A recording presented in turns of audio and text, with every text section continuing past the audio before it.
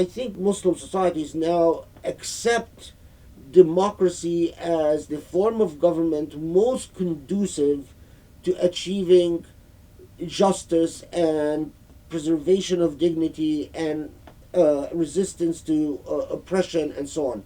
And therefore, as has been recognized by various scholars in the contemporary age, the demand or the call for democracy as a shari'a imperative in itself, and I accept that in the philosophical paradigm of democracy.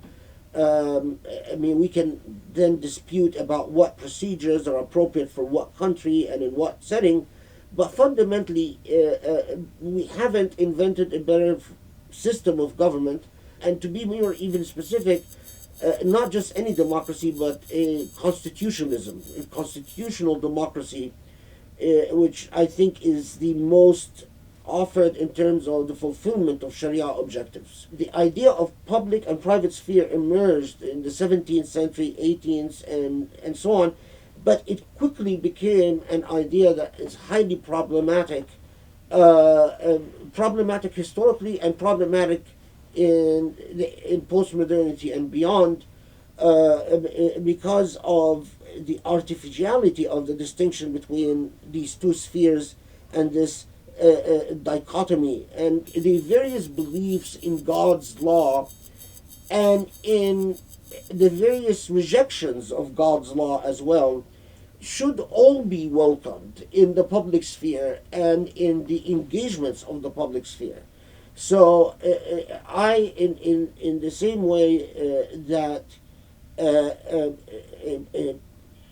an Islamic parliament or a parliament in this view should not ban a Muslim from saying, I believe God would want this from us, or Sharia would want this, or Sharia would not want this.